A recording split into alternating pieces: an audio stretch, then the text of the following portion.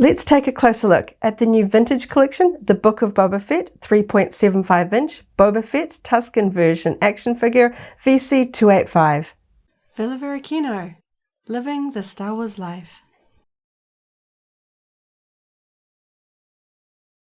Hello there, and thanks for visiting the Villa Varykino YouTube channel. Today I'm going to be taking a closer look at a new figure from the vintage collection line by Hasbro, and this one is from the Book of Boba Fett series on Disney+. As we can see, the figure is Boba Fett himself.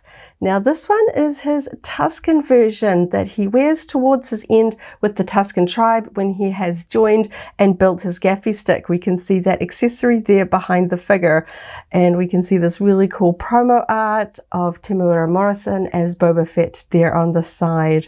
So before I get stuck in and open up this figure, I'm going to take a final look at the packaging and the backing card. I really like the strong red of the Book of Boba Fett logo here in this vintage racetrack style. We have a yellow color used for the title plaque and behind the figure, and we can see the figure is mostly wrapped up in a black cloak with a couple of accessories. We see a gaffy stick, a blaster rifle, and a small blaster there as well. I'm very excited to get a closer look at those accessories. On the back of the card, we can see that this is VC285 here in the corner, and we can see some of the other figures from this range. This is predominantly a Return of the Jedi wave. We can see a lot of skiff guards here, and with two from the Book of Boba Fett. We have Cad Bane and Boba Fett himself. If you want to see an unboxing of the Cad Bane figure, do check out our other videos. I think that one is really cool. I'm really happy to have that one in my collection. So there we have it, a very cool looking card if you want to keep him on card for your vintage collection. But here we are going to open it up and take a closer look at the figure. So now I have removed the bubble off the backing card here, and one thing that I didn't notice immediately while it was on the card was this figure actually has two trays for the accessories and the figure, which I thought was interesting. I haven't come across that recently, so that makes sure that they're all kept nice and tidily behind the figure. So let's get him out of the tray and take a closer look at all these accessories. So getting all those accessories and the figure out, we can take our first close-up look at the sculpt of this. I think they've done a really good job of capturing Temuera Morrison's likeness in action figure form, complete with his new sort of scarring that we see in the Book of Boba Fett. I think that's a pretty good likeness on the head. So let's take a look at the figure, because on the packaging, his cloak is sort of closed around him, so we don't see any of the details underneath. So it appears to be sewn shut at the neckline, so it kind of wants to fall just closed. But if we sort of pull it back under his arms, we can see some of the detail underneath. So the edging of the fabric is raw, so I am going to get just a little bit of shedding from those sort of raw edges there. So we can see some of the sculpting underneath. We can see the texture of the shirt and a sort of a bandolier style strap. And if I move his arms, I can get a better look at the belt underneath. Here we go. And we can see his sort of ammo belt there, and we have a small holster on his right side there. And we've also got a small section of fabric sort of just hanging down the front. There's a little bit of an asymmetrical tabard here over the sculpted sort of full volume pants in plastic. We can see that the holster is not actually attached to that strap on that right leg. It's just kind of sitting above it. It's not attached to that. And then we have some grey sort of spats over some ankle boots, which do look very close to the classic Boba Fett boots that we are familiar with. So I'm not inclined to try and pull this off, but I am going to try and see just a little bit of the sculpting. I don't know, maybe I am game enough to pull this off. I'll take a look at the details a little bit closer up, and then maybe towards the end I'll take it off and see what he looks like fully underneath, because it looks pretty well sewn. I don't think I'm going to do too much. I like the hood. It's quite a full hood, so we can do quite a quite a cloaked, it's quite a big hood actually when you get it all sort of up, but it holds its shape well up and around the face. You can see the size and shape of it there. And we can pull it back, kind of tuck it down. Sorry, there's fluff getting on my hands. So we can see him there. So yeah, we've got some small details on his hands. And I'll go through, I think I'll go through the articulation once I've got the cloak off. Oh, in the back, we also have a bit of fabric hanging down here. By pulling that up, we can kind of see it's tucked in under this plastic component belt here, but we have a sort of a stretch of fabric across the back here and a section that hangs down, which is not really seen when he's wearing the full cloak, but obviously that is a costume component that they have decided to include there, which I do appreciate when they try to get the details right. So before I take the cloak off and have a look at all his plastic sculpting underneath, so let's take a look at the accessories, starting off with the gaffy stick here. So of course, Boba Fett's Tusken gaffy stick is quite a unique design. It's very long and slender compared to some of the others that we see, particularly the one in A New Hope has a thicker, shorter shape. But I think this is really fun. We've got sort of the brown wooden top section and a gold colored long metal section here. It's kind of bendy, so we should be able to get it into a good position across his back. But I think it's interesting that this has a black cord tied around it, so he can wear it slung across his torso or held in his hand, which I think is quite nice. Fairly simple paint job. There isn't anything going on too complicated in terms of trying to get wood grain or anything here. It is just a flat brown, but the sculpting detail does include the little ridges on the head here, which I think is quite good. You can just see the light picking that up there, and we've got some ridges here, and of course that bladed end there. So simple paint job, but it does the trick. Let's have a look at his rifle. We've got a bit of an interesting paint job going on here. I can see multiple colors, which is nice for such a small weapon. You can see just how thin these pieces of plastic are. It's mostly brown, but again, we have gold touches, very similar to the gaffy stick in color. And we have a dark gray scope here on the top. So this one has a plastic sort of strap here, which is pretty, there's a little bit of flex, but it holds its shape. So that's going to want to sit very in a specific shape across the body. And we can see the paint job there on the other side. So we're going to have to play around, and I might actually try putting these on the figure before I take his robe off, because that's going to be how we would display him. Last but not least, we have a tiny little blaster here. This thing is so small. We've got a little bit of a sort of a scope here at the back. It's mostly dark gray, but we do have some brown on the handle here. Very cool. And I know that he's got a holster, so let's go ahead and see if we can fit that in there. So the holster is fully enclosed, and we'll see how well this will fit in here. So it pushes in there a little snugly, but it does hold in and it fits in there nicely. So I think that looks pretty good. And if I move his arm out of the way, I should be able to pull that out nice and cleanly. So that does fit in there nicely, which is always good. So let's see how easily I can position these. So just going off the reference picture, it looks like I kind of want to sling his gaffy stick this way, which goes on there very easily. I'm not even putting any tension on the actual plastic component. That fits on him very easily. You can see just how sort of loose there.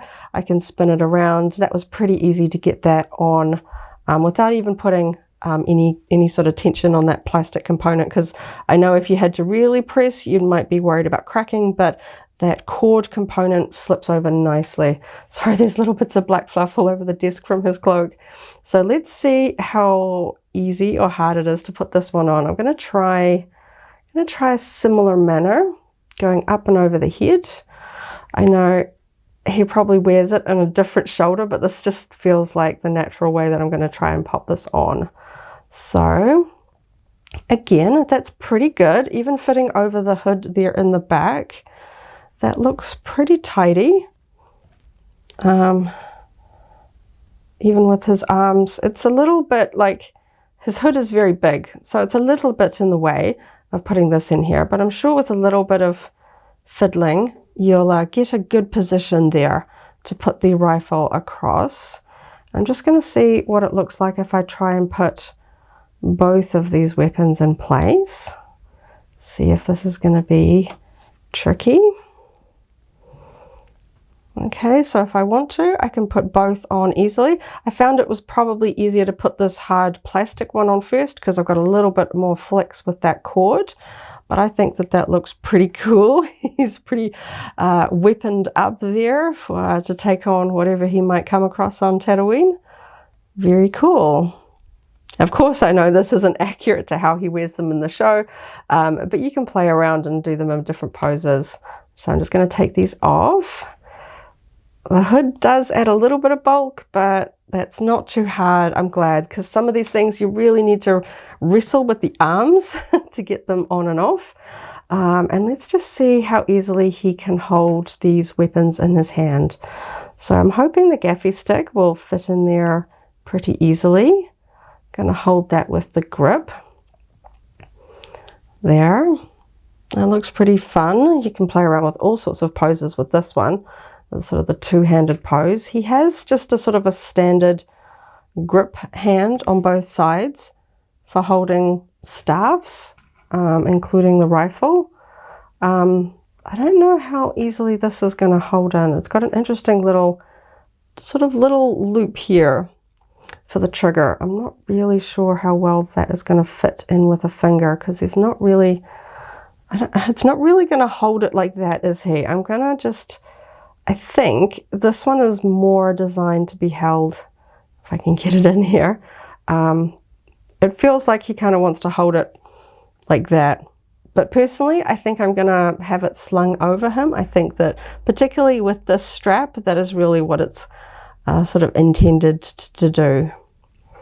So I'll play around with a couple of poses once I get his cloak off. So let's dive in and see how tricky this is. Then we can have a look at some of the articulation underneath, because his arms feel a little stiff. I can just sort of feel them clicking. We'll see how tricky this is. Generally do a little bit of a sort of a back pose. See if I can get these to click back. And then we'll see how hard this is going to be to try and... No, I think I'm going to have to put his arms up. Let's see how easily I can pose with his arms up. This might take me a minute just to see if I can figure this out. Okay, so I got his robe off. I have to say he has very stiff arm joints. I was thinking perhaps they would be a little softer so that I could get the robe on and off, or somebody got the robe on and off originally. But in particular, I found that some of these shoulder joints were a bit tight, and I can kind of see why. Now that I have the robe off, this tunic part is sculpted so that it goes sort of over where the shoulder joints are. And you can see the back of his neck looks a little odd. It's a little there. Just realigning his head there because it looks a little funny with the neck. You can see that, sorry, I got fluff all over my hands from that robe. You can see that it's sort of half articulated at the front. But it is fully connected at the back, so I can flex across the front to get a little bit of arm movement, but you're not really going to get the arm going straight up because of how far over this tunic sculpting plastic part goes over the shoulder joints. So if I try to put his arm straight up, it kind of wants to stop about there, and I'm putting some sort of serious tension on that plastic component. So it was a little tricky to get that robe on and off. And he also wants to kind of pivot around at the waist, which is kind of interesting. There's a lot of sort of wiggle from side to side here. And his head is also very maneuverable. It's quite a softer join here than I've come across on some of the other figures. So if I pop his arm down, I've got to get it back into the right way. It's all kind of sculpted black, so I think I've got it backwards here because I've been playing around with his arm up and down a little bit. There we go. And it's still got more fluff. So we can see the tunic sculpting here. So we've got a join at the neck, we've got that one at the shoulders, we've got very stiff joins at the elbows, we can see there, and some classic articulation here at the wrist, and he's got some silver paint detailing on the back of his gloves there. Very similar sort of joins there on this side. You can see the shoulder join. Let's see how stiff this arm is. Yes, very stiff. Golly, that's very stiff. Okay.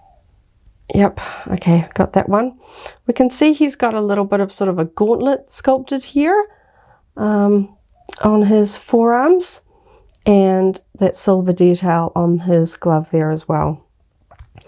Pulling his arms up, we can see that belt fully.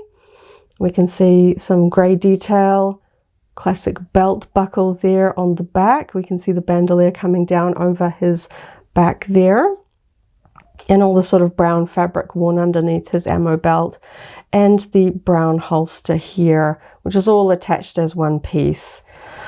Lifting that up, the little fabric component out of the way, we can see he has very standard sort of hip joints there. We also have the upper thigh articulation that moves very nicely. Some are very stiff. I find that one quite easy to move. On this side, we've got a little bit of an asymmetrical design here because we have this strap across his thigh, which is kind of intended to sort of match up with that, but I can move this around. And then it's kind of interesting the way that they've done the articulation here for the knee, because it cuts into these big voluminous pants here. So I'm curious to see how this looks when I try and bend his knees. So, oh, very stiff, very stiff. So we can see the articulation there. It comes forward and sort of hides the join underneath. So from the front, we don't really see the join, which is a nice clean way to do it. In fact, we only really see the join when we look up from underneath. So I quite like the way that they've done that. Just going to click that back into place. Yep, very stiff.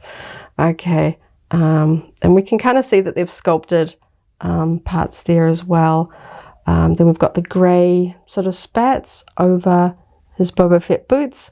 So we've got a good spot to hide the articulation for his ankles there. And we've got a similar articulation here on the other side as well. So some interesting sculpting and articulation. That knee is such a tight click, getting that into place. Definitely will hold up a pose if you want to have him bending down or anything like that. I'm curious about these shoulder parts. I've seen this sort of technique done before, but the split is usually on the back so that you don't see it as much. From the front, I think if you pose them up, these might sort of get a little bit bent up and sort of want to sit up. And I think he looks pretty good when you put those robes on him. So I might put those robes back on and do some final poses with his weaponry. So now I have Boba Fett here with his robe back on and all of his weapons on and posed. I have his small blaster in the holster, the rifle slung across his back, and the gaffy stick in his hand. And I think this looks really cool with all the textures of that fabric and all of these accessories on him. I think this is a really cool figure, and I think he looks pretty cool out of the packaging. He looked pretty simple on the card. The black cloak really hid everything, but once you get his accessories and pose him, I think it's a really cool figure. I am aware that there was a Tusken robed Boba Fett included with a recent release of his Slave One starship, but I don't have that figure on hand to directly compare to see if there is many differences between the two. But this one is certainly a cheaper and easier one to get a hold of because you don't need to buy a whole starship. So if you are wanting to just add this figure to your collection to build out your Book of Boba Fett scene, I think this one is really cool. He stands really well considering how many accessories I have strapped on him here. his legs, despite there being stiff joints, means that he stands upright even with all of this stuff and with his arms out and the robe and everything. I think he looks really, really cool. I'm definitely enjoying the Book of Boba Fett action figure line from the Vintage collection, and I'm keen to flesh out as many characters as I can with this collection. I think he looks really cool. I'll put some detail photos up so you can see some of the smaller details a little bit closer than my film camera can focus on. But all in all, I'm really happy. I think he looks really cool. This one was harder to find locally. It sold out from a few stockists very quickly, which is probably not surprising because, as you may be aware, Temuera Morrison is a New Zealander. So, of course, he is very popular amongst us here in New Zealand. We like seeing a Kiwi highlighted so prominently within the Star Wars galaxy. So we like to celebrate his involvement. And personally, for us, we really did enjoy the Book of Boba Fett series, so I'm really happy to have this figure in my vintage collection lineup. So thank you so much for watching. Catch you in the next one. Do check out our other videos for more vintage collection unboxings and more Star Wars adventures, and may the Force be with you. If you enjoyed this video, go ahead and give it a like, check out our other videos, and subscribe for alerts about new uploads. Thanks for watching, and may the Force be with you.